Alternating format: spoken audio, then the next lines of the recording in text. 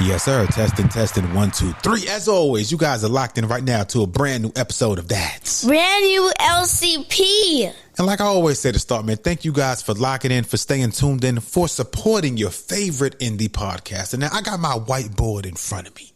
I don't have no notes. No notes. So we just going to do a rundown of whatever is trending in culture right now. In the news, in black culture, in the media, because I'm sitting home, relaxing. I'm watching the Mike Tyson versus Jake Paul fight. It's taking forever for the main event to start. So I figured I'd run down some news, get some good content out for you guys who stay supporting that. Brand new LCP. Man, now, as we all know, in black culture, so much shit goes on to where I'm never going to have shit to not talk about. It's always going to be some shit that's out there, man. We got new details in the passing of PNB Rock. We had a man go to Planet Fitness. He was dead on the fucking tanning bed in Planet Fitness for 3 fucking days before he was found. Boo, bitch. God damn. Also, man, legendary actor, icon, Denzel Washington came out and said he has not had to audition for a movie role in about 40 years. Now, clap it up for Denzel. And he shouldn't have to. Like, anybody who has ever seen Denzel act anytime in your lifetime know that Denzel is not walking into a fucking room. He's not auditioning for shit. So we're going to cover those things and much more. So sit back, get comfortable, and lock in, because we gonna run down what's trending in black culture today. It's that lunchroom chatter podcast, you know, where you sit up and think about fucking your girl's best friend, but you can't because your girl's a fighter and she'll fuck you up.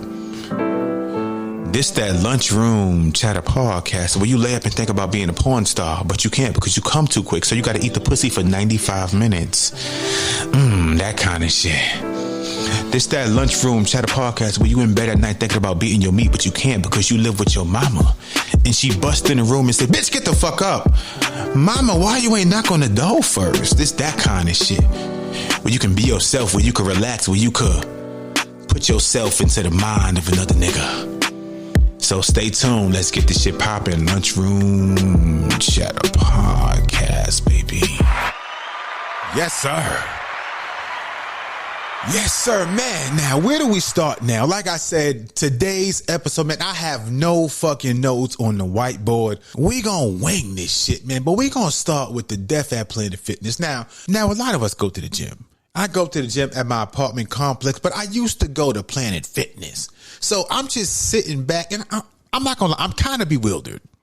How the fuck can somebody be dead on a fucking tanning bed for 3 fucking days? And not one worker, not one gym attendee noticed that this motherfucker did not move. Now, we know some people go to the gym daily. So if you go back the next day and you see the same motherfucker on the tanning bed, but also the people that work there, I don't give a fuck if the gym is 24 hours during the week. Like, nobody gonna lay on the fucking tanning bed for 3 fucking days. So I'm gonna sit back, and I got the news clip queued up because there's some bullshit. The first thing I thought was A bullshit? A bullshit? A bullshit? A bullshit. So sit back and check this out. This happened in Indianapolis.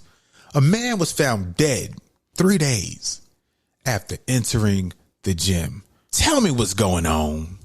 Working to learn more about a bizarre death investigation here in Indy at a Planet Fitness on the south side. Yeah, a man was found dead in a tanning bed there yesterday. Matthew Foltz is live outside of that Planet Fitness with more on what we've learned about this. Good morning, Matthew. Yeah, good morning to you both. We know that this man was reported missing on Friday after coming here to the gym. However, he wasn't found until Monday morning inside of the tanning bed here. And keep in mind, this was all while the gym was open over the weekend. And the biggest question this morning is, how did this go unnoticed? Now, I want you to take a look at your screen. This is 39-year-old Derek Sink, who was found dead Monday morning here at the Planet Fitness. Family members tell us that Sink was a loving man, but also struggled with drugs. They tell us that There was a needle also found in the room with him. Many people taking to social media overnight questioning how employees are working to learn. This happened. One man writing, quote, "I wondered what was going on because it smelled weird and they had a tanning bed blocked off today when I was there." Now, right now, Metro Police aren't saying much in their investigation other than that they are investigating a death here. Planet Fitness also says they are working with the franchise owner of this location to work to determine what happened. Now, I want to boo, because I'm going to tell you what happened. You know, all the Planet Fitnesses that I've gone to, a lot of the workers in there are young.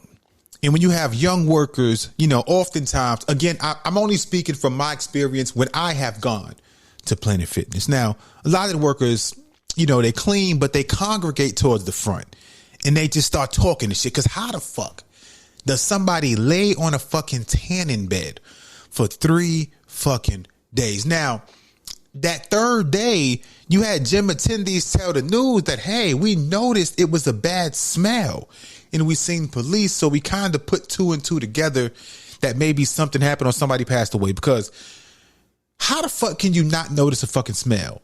Like, I smelled a dead body one time in my life. And when I tell you, it is a strong fucking smell that I would never want to smell again in my fucking lifetime. So I think that, again, I'm not advocating for nobody to lose their job, but I think that the employees that worked in those 3 fucking days need to be fired, motherfucker. They need to be fired. Ooh, you a lie. I ain't lying this time, because how the fuck do you have a job? You work a fucking 8-hour shift, 10-hour, 5. I don't give a fuck how long your shift was, and you not notice that there's a motherfucker dead on the fucking tanning bed in Planet Fitness. So we gonna boo one more time before we move on. Fire those motherfuckers. Get them motherfuckers out of here. Lazy ass workers, man. But somebody who not lazy. Like I said, Denzel Washington, man. Icon. We gonna clap it up. Icon. Legendary. Like I can run down all the movies that Denzel did, and it's still not going to compare to the amount of time, effort, commitment, and dedication that this gentleman has put in over the course of his, you know, probably about 30, 40, 50 fucking year career. Now, he came out recently and Denzel and said that he's doing about, I think he listed about 5 to 6 more movies, and then he is going to retire, and he deserves it, man. Like, Denzel has been acting my whole fucking life. I'm only 35 years old. He's been acting my entire fucking life. Legendary film after legendary film. So I don't know what for 1 second would make somebody think that Denzel is auditioning for a fucking movie. Like, can you imagine? Hey, Denzel, we need you to come in and audition for Shrek 3 or some bullshit. No, Denzel is not getting out of his fucking bed and auditioning. If you get Denzel in your fucking movie, that is a fucking privilege. But listen to Denzel himself, because he had to let an interviewee know, I'm not auditioning for shit. I'm that nigga. Denzel, talk to me. Must be at that stage where it's like, you're not reading scripts and auditioning, right? It's been about 40 years for that, love. About 40 years. Yeah, I haven't auditioned for a movie in 40? I don't know if it's 40 exactly. I won an Academy Award in 1989. That's How many right. years ago was that? So that would be 35? I'm That's when I sure was that born. nobody asked me to audition after That's that. crazy. I may be I wrong. love that I for may you. be wrong. I may be wrong. I don't know. I mean, do you miss that? Auditioning? Yeah. No. One more time for Denzel. He said he won an Academy Award in 1989. That is the year I was born, bitch. Like, that right there shows you how long this motherfucker been doing it. My whole fucking lifetime, and even before, man. So Denzel, man, never auditioned for shit. Denzel was that nigga. And right now, Denzel was about 70 years old. So I think it's about that time for him to go ahead, just call it quits. You're done. But Denzel is still at the top of his game. A1 actor, man. So one more time, we're going to clap it up for Denzel. Now, some of you guys know, man, 2 years ago, a rapper by the name of PNB Rock, a lot of you guys may know who he was. He passed away in LA, but new details came out detailing about his final moments where rapper PNB Rock was killed. Now, if you guys think back and you guys remember, when PNB Rock was killed, you had social media, you had people online. Did I talk about it? I think I might have mentioned about how a lot of people blamed his girlfriend at the time for his death by saying, you know what, it's the girlfriend's fault because she posted where they were at and shit like that. But come to find out, the girlfriend's post had nothing to do with his death. Now, I'm not sure if I was one of the people who said, one of the people who blamed her. I'm not sure, but if I was, I do want to apologize to his girlfriend, Stephanie, man, because like I said, man, every time I see something where somebody gets killed and then I see that beforehand, somebody who was with the deceased posted the whereabouts, and that's some shit you got to stay away from, especially now when you got motherfuckers watching your page, especially when you are wealthy, when you are a millionaire. But Stephanie, if I blamed you for his death back then, I want to take a second. I want to say sorry because I was acting out of line. Like I said, when I see some shit like that, I just automatically assume. So I want to boo myself off jump because I can only imagine what she had to go through, watching her man, somebody who she loved and cared about, die in front of her. Like she had a gun put to her own fucking head. And I could only imagine how traumatizing that must have been to deal with. And then you had people like Nicki Minaj, for example, come out and speak publicly and blamed her. So I'm gonna take a second. I'm gonna step aside. I want you guys to hear some of the details in exactly what authorities said might have happened and how PNB Rock really never had a chance. From the time PNB Rock stepped into that chicken spot, his life was over. It's been 2 years since the murder of rap star PNB Rock in broad daylight. He was from Germantown, you may recall. He was shot and killed while eating lunch at a restaurant in Los Angeles. And now there's new exclusive video coming out that sheds light on what really happened that day. The news magazine True Crime News is devoting a special edition tonight to the never-before-seen videos. The host of the True Crime News, Anna Garcia, joins us live here right now at CBS News Philadelphia. So, Anna, tell us about this video, this surveillance video. So it's got two components to it. One is the actual shooting, the murder.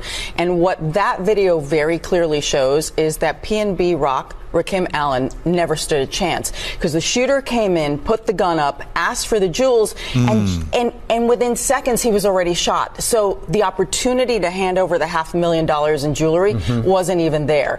And PNB Rock was carrying a gun. He had it in the back of his waistband, but didn't even have enough time. The man is shot. Everyone has been shot, and then the shooter, you can see him grabbing the jewelry off of him, also points the gun to the girlfriend who's having lunch with him, takes some of her jewelry, but she is not shot. Now let's talk about the girlfriend, because at first, wasn't there kind of like an implication that maybe she was involved in some way on this? The implication was she had posted a picture from Roscoe's Chicken and Waffles where this happened. So the location, she's saying where we are. Where we are, and she posts a picture of the food, the chicken and the waffles, not of them, not that she's with him. And then the shooting happens. But what we didn't know now that we do, what we didn't know then that we know now is that that photo had nothing to do with the murder of PNB Rock.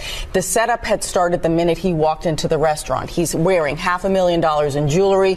So like I said, man, before I continue, to his girlfriend, Stephanie, again, one more time, I'm not sure if I spoke about it back then or even if I blamed her, but if I did, I want to say sorry. Now, she probably never gonna hear this shit, but if I'm loud and I'm wrong, I want to come out to the same platform and apologize, man, because like I said, I'm a visual thinker.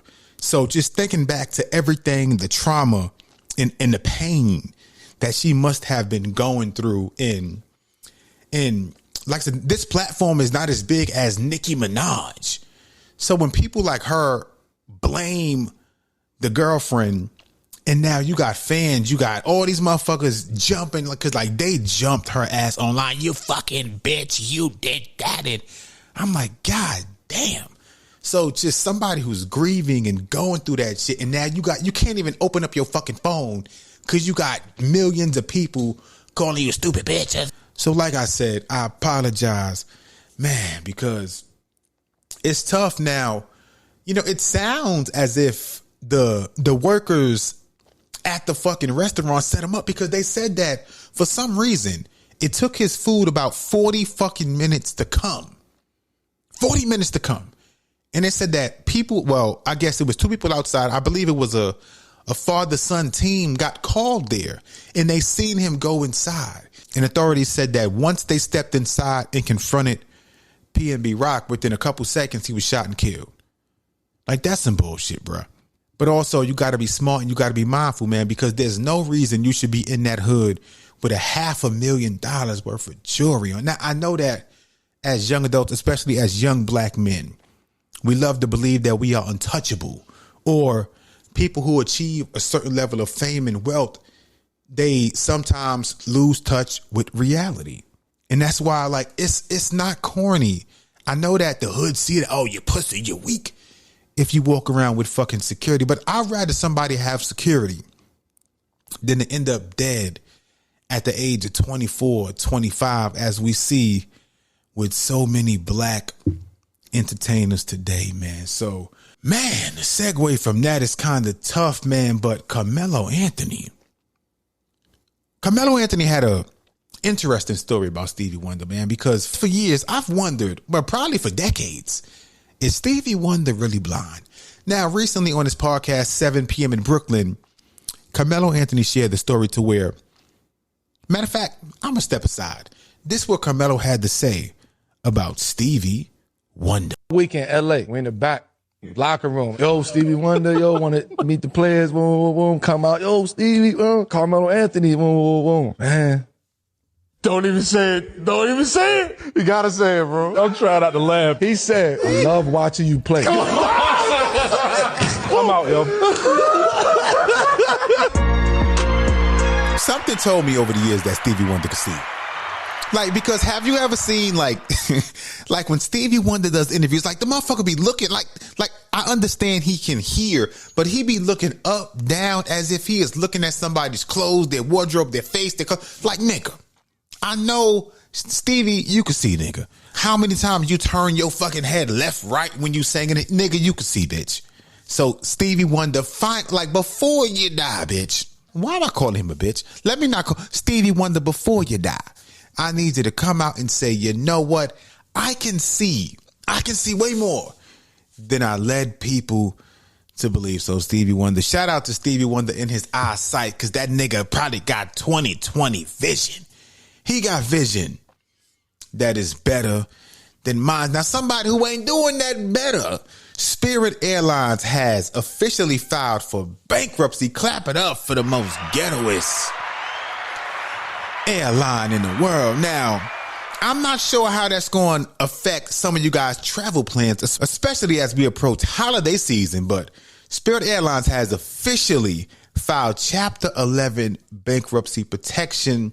Now, this went down recently because, as you guys know, over the years, they have come out. They have been dealing with mounting losses, a growing pile of debt. And also over the years, they had tried to merge with another airline company that fell through. So motherfuckers had no choice but to file for bankruptcy. Ooh, you a lie. So you guys out there, man, try to fly some else. JetBlue, Delta, try to fly some other shit. Because Spirit, I seen... Damn, I wish I had the shit queued up. Now, I seen a fucking video of, I think it was a customer service receptionist at Spirit Airlines. They was fighting, like employees, 2 female employees. They had on the fucking Spirit Airlines shirt. They cussing in front of customers. Bitch, what you gonna do, bitch? I'll smack this shit out you. And I'm like, God damn. Like, I try not to stereotype. I try not to say, you know what, Spirit is ghetto, or when I see black folks in, especially black women in customer service roles, like, I love to believe that I'm going to be especially young black women. I love to believe that I'm going to be the recipient of great energy, good vibes, but a lot of times I got to deal with some rude shit. Again, you black women out there, I support you guys, but we all know. I told the story about 3 months ago where I was at fucking DMV. I walked in, like, you go to DMV, you got to fucking get the ticket and you got to tell the person at the front what you need help with. And then when you tell them, that's when they direct you to where you need to go.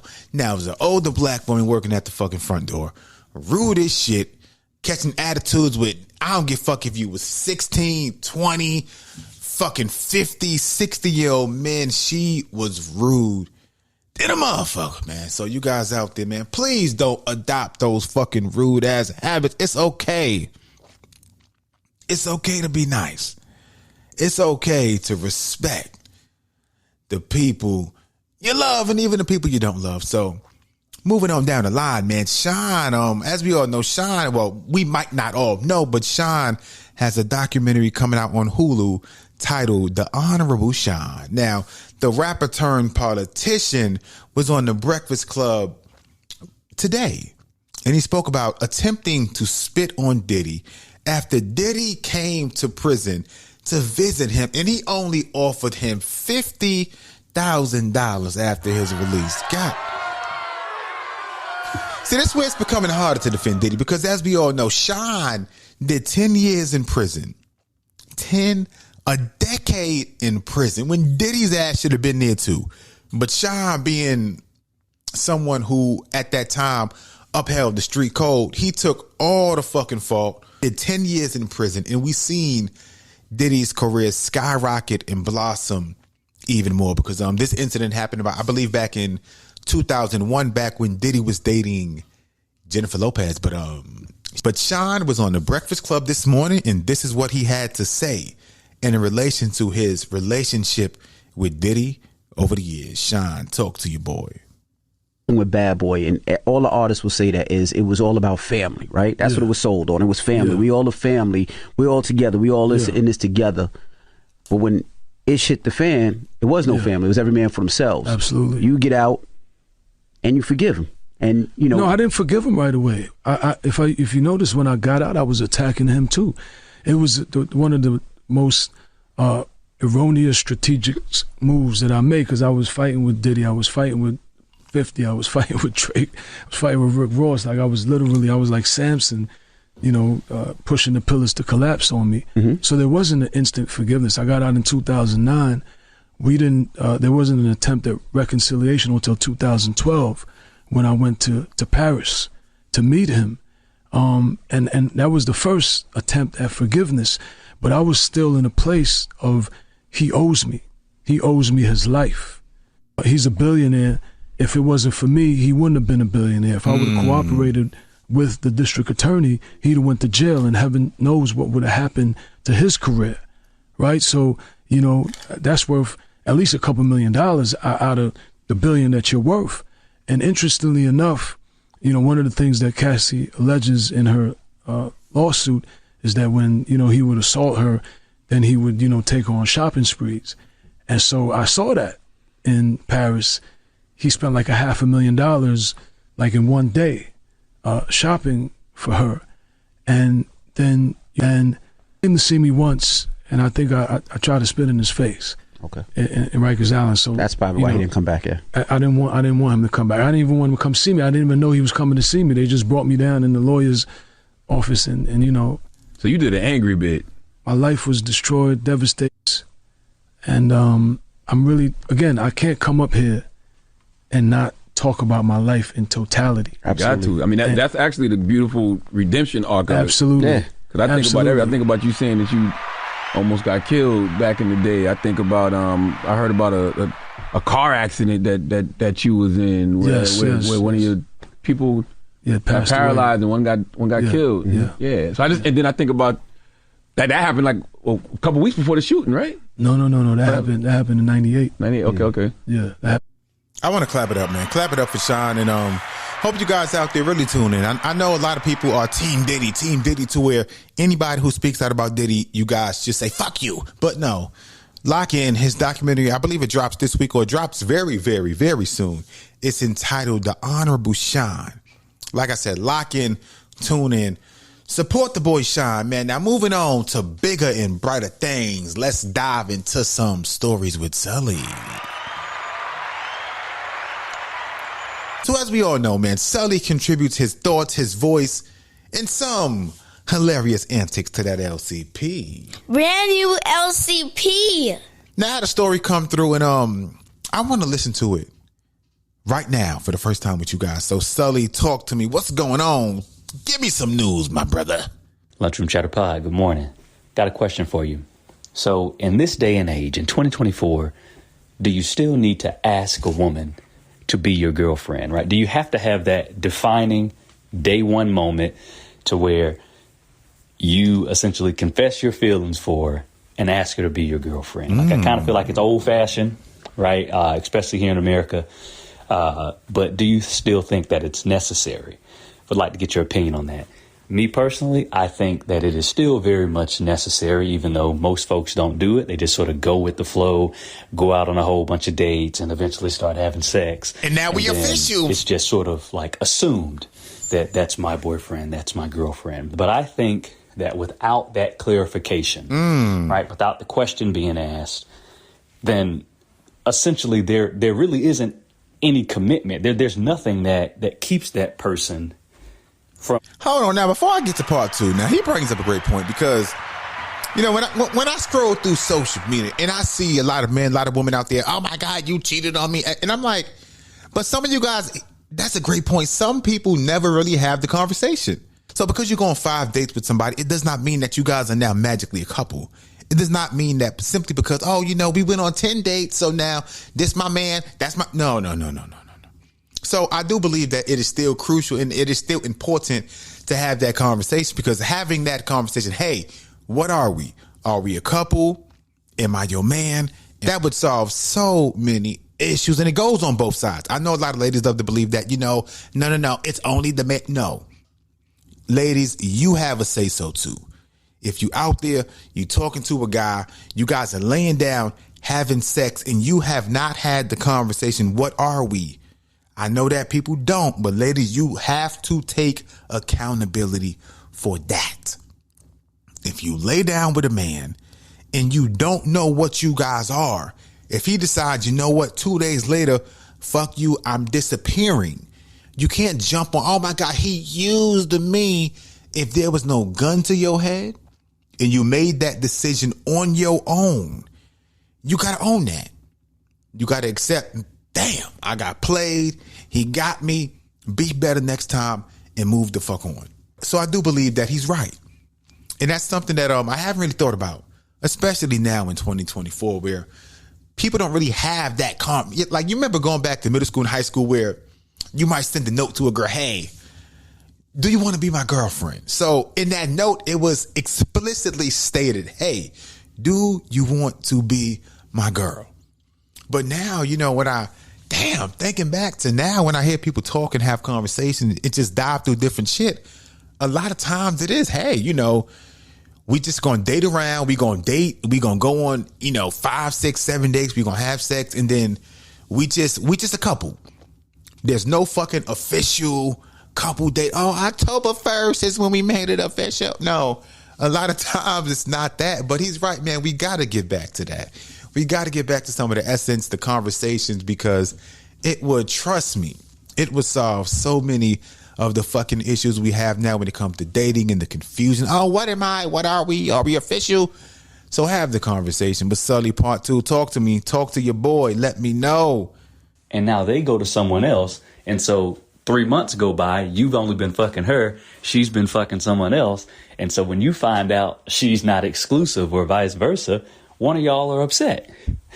But really, it's your own fault. It's the guy's fault for not taking the time to lay his cards down, in my opinion, and ask the woman to be his girlfriend. But again, I do feel like it's an old-fashioned concept.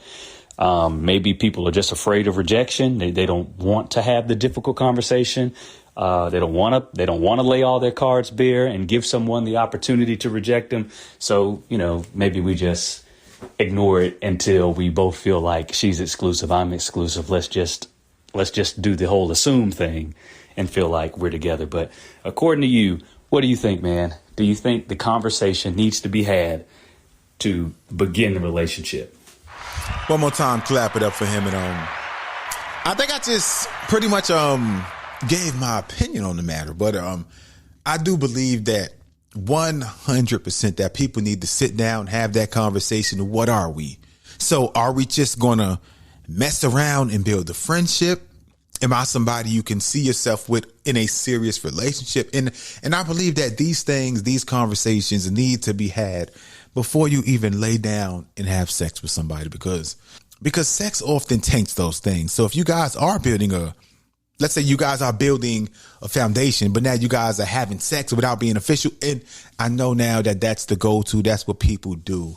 But that is where you kind of self-sabotage whatever you guys are building, because oftentimes then the whole thing becomes about let's have sex, let's more sex, as opposed to building that bond and getting to know each other. So clap it at one time for that stories with Sully. Now, you know, my son yesterday, he asked me, he said, Daddy, like, let's go to the park. Let's go to the park we went to last time, the park where they had the ropes. I want to go back to that park, man. And I had to tell him, hey, that park, we probably not going to go no more, man, because like one of my son's favorite parks, it's in a nice area in Chamblee / Brookhaven.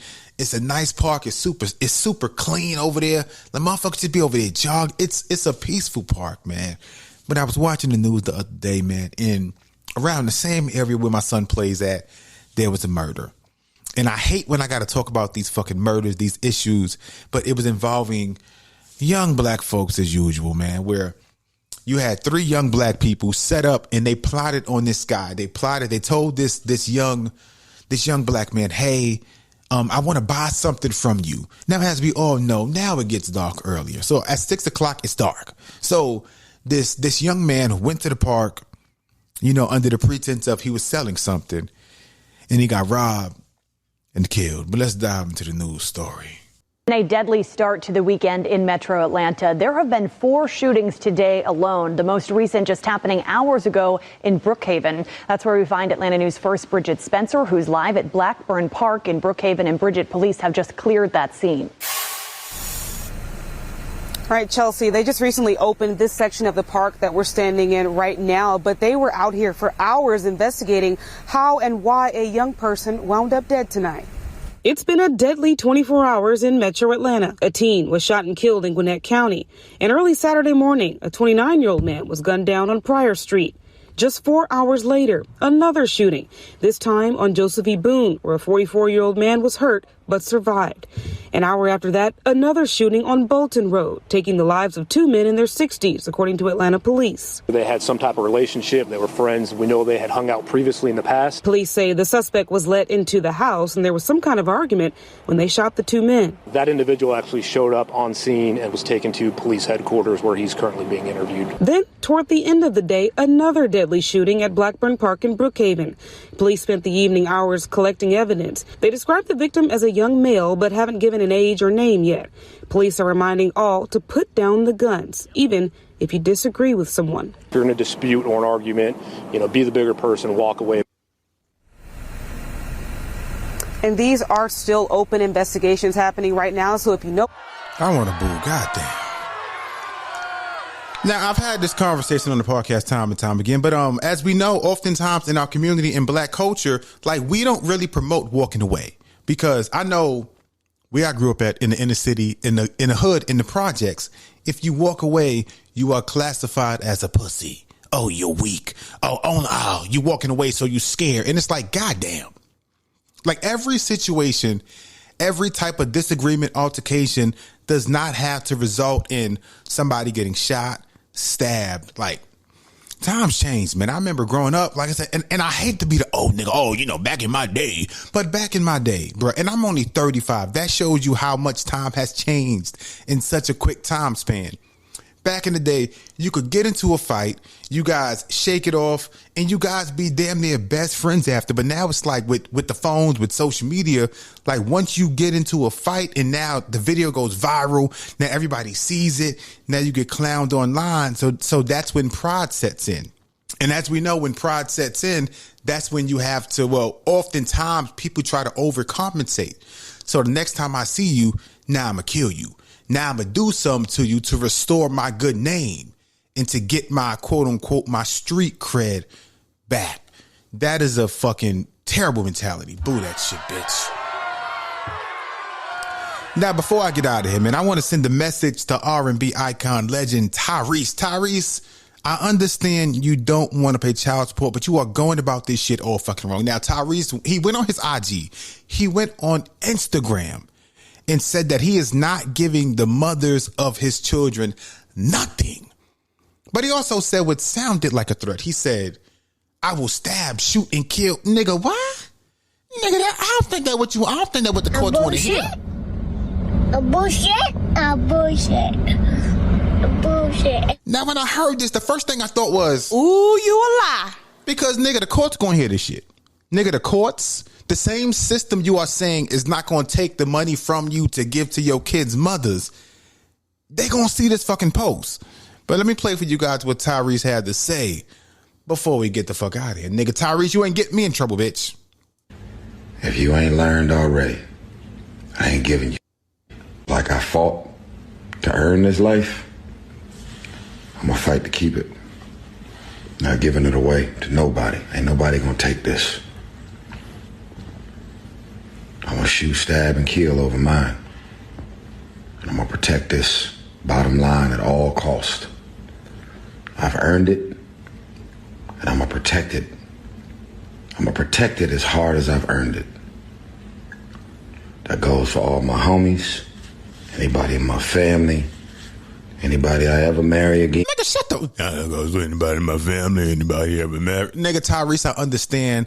Now, especially I understand him as a black man, but sometimes, you know, as I hold the woman accountable, I have to hold him accountable. You know, sometimes you make decisions and those decisions you make are not always going to have the best outcome. Now, he married a woman who it sounds like he still loves, but for some reason, you know, she admitted that she self-sabotaged that marriage because her friends got into her head. So I understand a lot of it's a lot of ego involved. It's a lot of animosity. It's a lot of feelings on Tyrese's end that is still lingering, but this ain't what you want to do.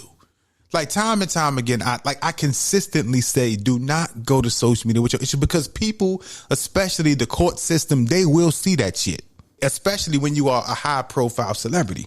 They'll see it. They'll use it in court. So now, you know what? You're making threats. You're going to shoot, stab, and kill for yours. So now, you know what? I was going to have you pay $15,000 a month. So now you got to pay double because now we're going to tack on pain and suffering. And now you got your fans potentially bullying these women. This ain't what you want to do, my brother. This ain't what you want to do. But like I always say, man, thank you guys for locking in and staying tuned into that LCP. And like I said, Spirit Airlines, they going bankrupt, but it's ghetto as fuck anyway. So if you're going to fly some shit, fly Delta, fly American, it's like fly some other shit so you can feel safe and you don't got to worry about the fucking pilots and the flight attendants throwing down fist first, fighting and shit as the plane is in the sky. But as always, you guys who want to support extra, my Cash App is $NYC Story 718.